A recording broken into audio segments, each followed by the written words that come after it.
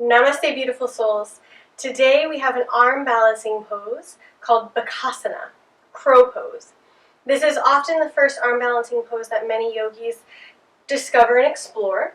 So I wanted to go through some steps to get there with some modifications because of the fact that my torso is quite long and my arms and legs are quite short. So I'm not able to get into the pose with the way that many other people cue it. So I want to show you maybe what they cue as well as what works better for me with some help with the blocks, and let's try our best to get into crow pose. So what we need to do first is you have to work with your hands. So your fingers will be spread super far apart, and like anytime we're in plank or chaturanga or anything like that, you'll have your fingers spread super far apart, hands underneath the shoulders. You can come onto your feet, so you're on the balls of your feet and your knees are up by your elbows, right? Elbows. That's not your elbow.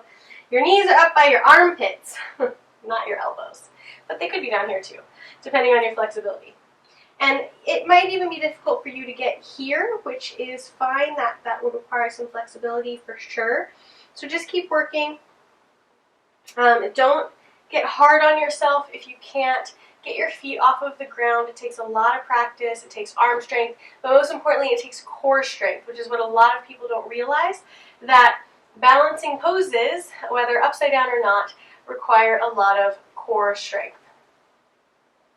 So, hands in plank alignment, almost.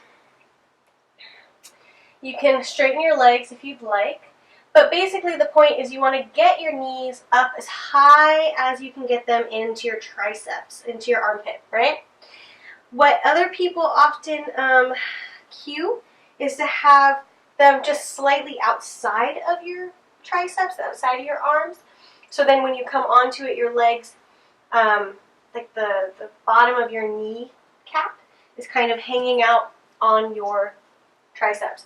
That doesn't work for me because my legs are too short, I think.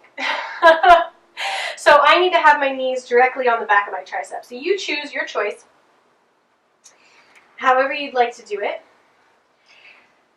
Bring your knees in the back of your triceps or on the outside of your triceps. Bend the arms, bend the elbows, and bring your weight forward onto your hands. So your arms are a little bit in a chaturanga alignment now. And then you can lift the left leg up, squeeze your heel towards your bum, and back down. Right leg up, squeeze your heel towards your bum, come back down. Come into yogic squat, so drop your hips between your heels, elbows inside of your knees, just take a breather. It's hard to hold yourself up on your hands that long.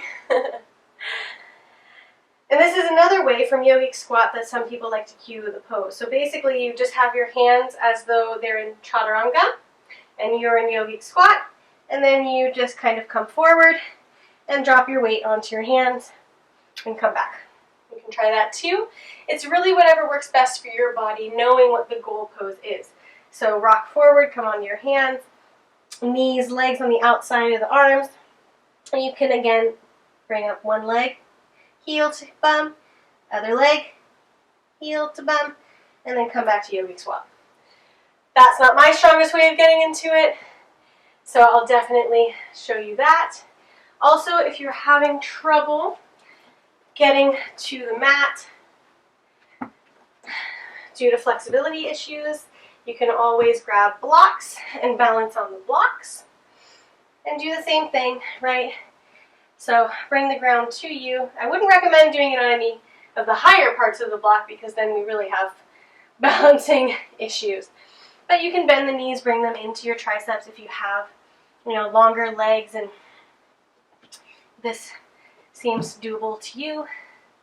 It's less doable for me, so I'm going to move the blocks away. And that one, another one you can do is bring your hands to the floor, blocks underneath your feet. So loads of ways to get into this pose. But again, bring your hands underneath your shoulders, fingers spread far apart. Bring your triceps, bring your knees into your triceps, as high up into your armpit as you can. Engage the core, rock forward, lift one foot, maybe both feet,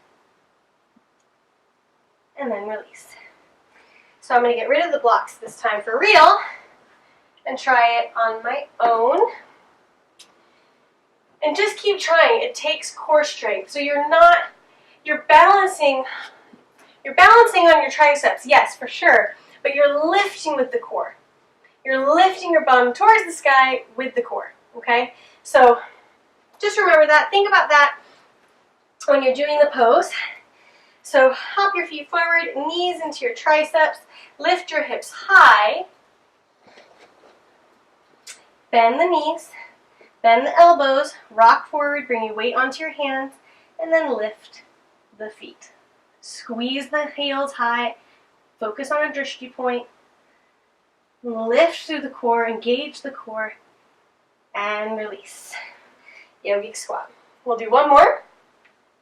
And again, if you're completely new at this and you're not getting your feet off of the mat, then that's totally fine. It takes a lot of practice.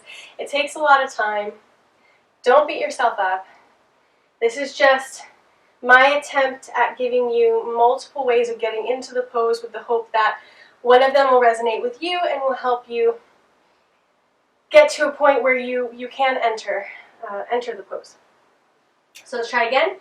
Hands into plank alignment, so shoulder distance apart, fingers spread wide. Focus on a point a few inches in front of your hands in the middle. Lift your hips, bend your knees, bring your knees up as high into your armpit as possible. On your tricep, rock forward and then lift one foot and then the other. Squeeze the heels tight. Engage the core. Lift with the core. And release. Good job. You can keep trying if you'd like. I think I'm good for today. Let me know if you were able to lift your feet off of the mat. I would like to know if any of these blocks suggestions have been useful, anything like that. I haven't personally needed to use them, so I can only share with you what I have seen and then mostly what I have experienced. So just do your best. Always, always do your best. And I'll see you tomorrow for the last class. Namaste.